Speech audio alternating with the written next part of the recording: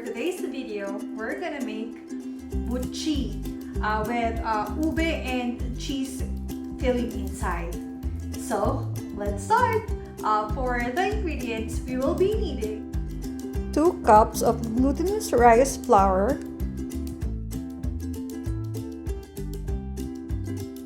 1/2 cup sweet potato boiled and mashed, 1/8 teaspoon of salt, 1/2 cup sesame seeds, ube food color and flavor, purple yam spread for the filling, 3/4 cups of warm water, diced cheese for the filling,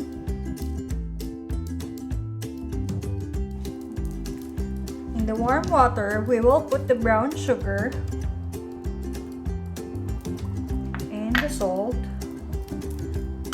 and then we will mix it until the sugar is dissolved. Halo-halo lang.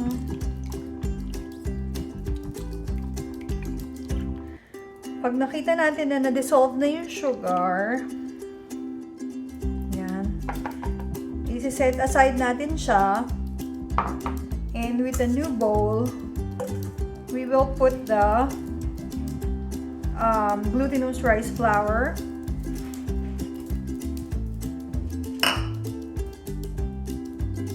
and then we will make a well here. So, tayo na, ganyan. And then slowly ilalagay natin yung water na may sugar.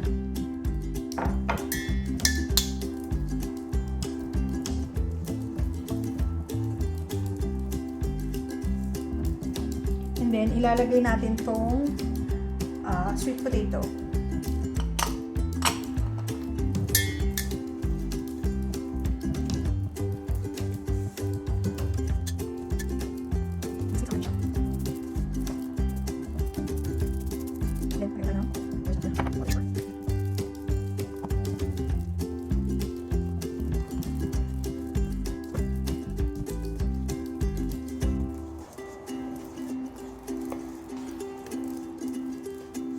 Then, pag nakita natin na parang kailangan pa ng konting water na lang, mag-add lang tayo ng sobrang konting water. Ayan.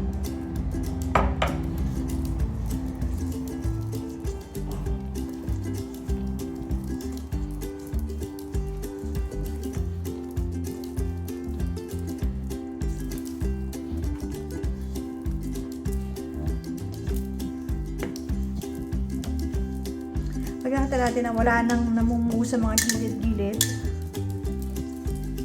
yan. Yan.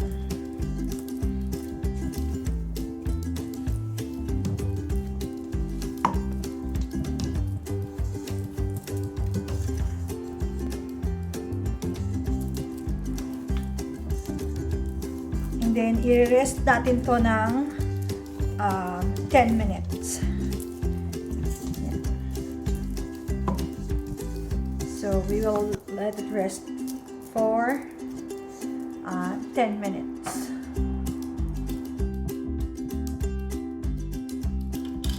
So ayan guys, after na mag-rest nung dough, buchi dough, i-cut natin siya into 2.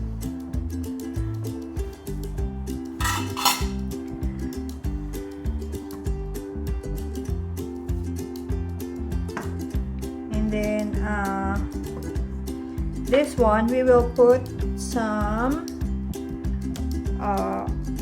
flavoring and food color. Yeah.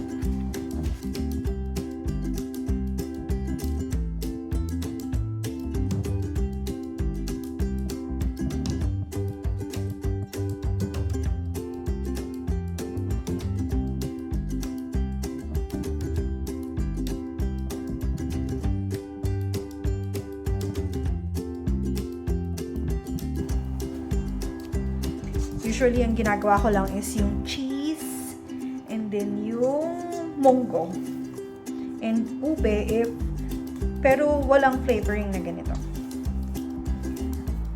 So, Ayan. Pwede na yan.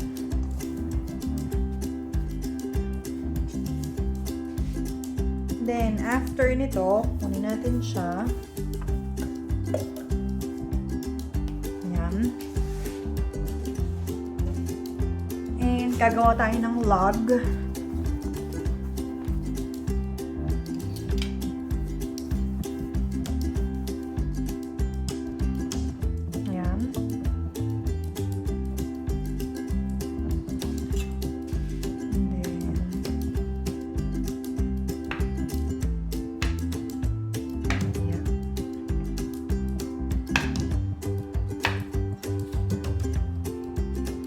Ayan. Dahil yan, bibilugin natin siya ngayon. And then, we will put some purple yam inside it. Inside. Yep.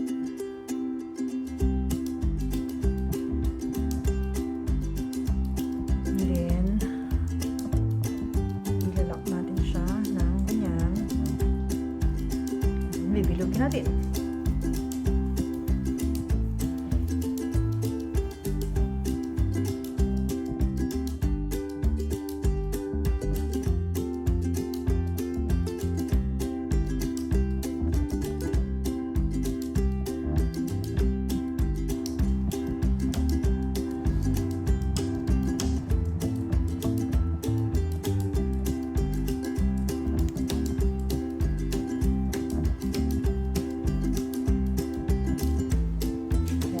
Then, ito naman, next, yung plain.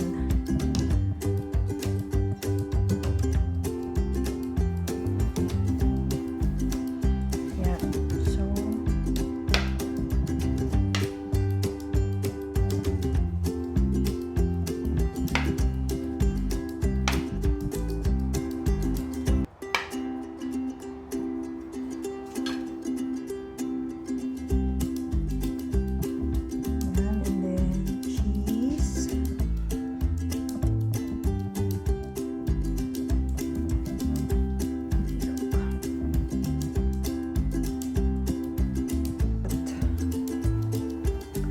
ay, na-try ko na din pala nito yung Macapuno. Ang sarap niya, guys.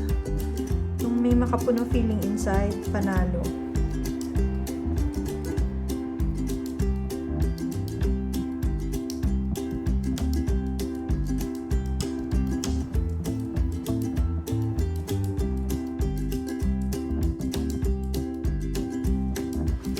So, kailangan natin ng bowl. Ito, transfer natin tong sesame seeds. And ngayon, dahil pag nakita natin na medyo parang dry yung buchi natin, i-dip natin siya sa water. And then, tsaka natin siya i-roll sa sesame seeds para dumikit yung mga sesame seeds sa kanya. So, ayan.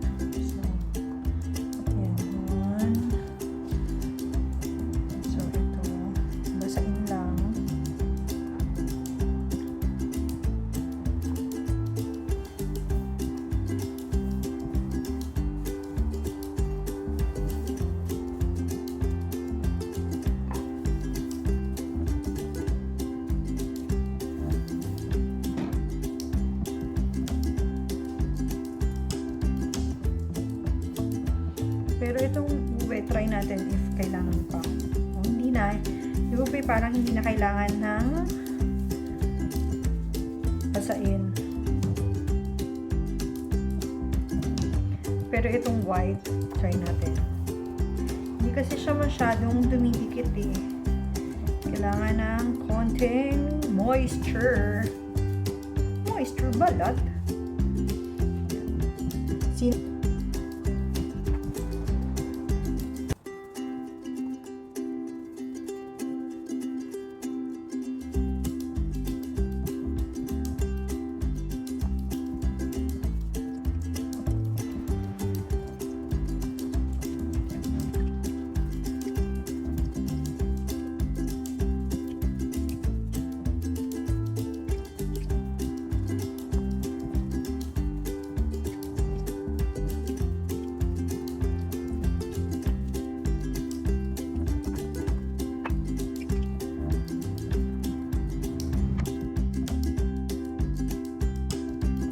So, ayan guys, nagpainit na tayo ng mantika. Ngayon, susubukan natin if mainit na ba talaga siya.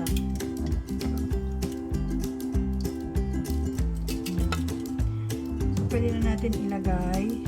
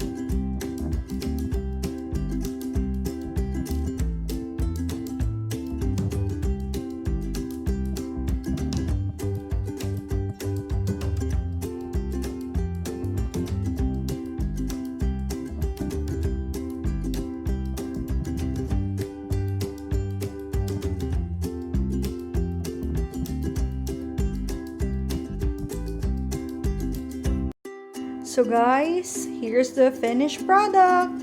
This is the buchi ube and the buchi cheese. So let's try it. Yummers. So here it is guys, the buchi. So let's try it. So first we will try the cheese. This.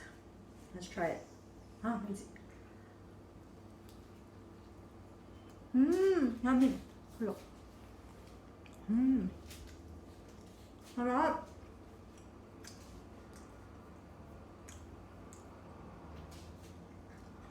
Hindi siya matamis, hindi siya maalat. Ang sarap.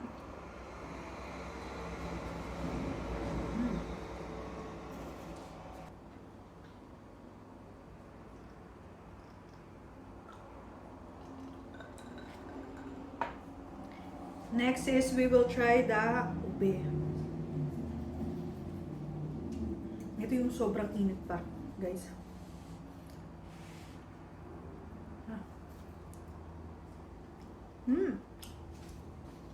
Kaya kung nasa ube. Harap.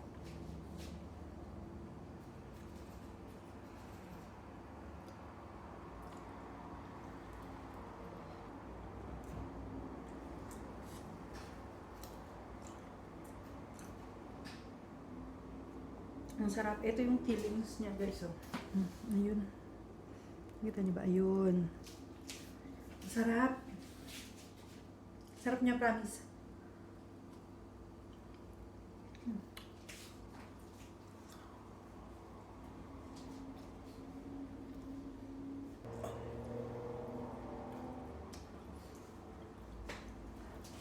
The best pa talaga ang cheese.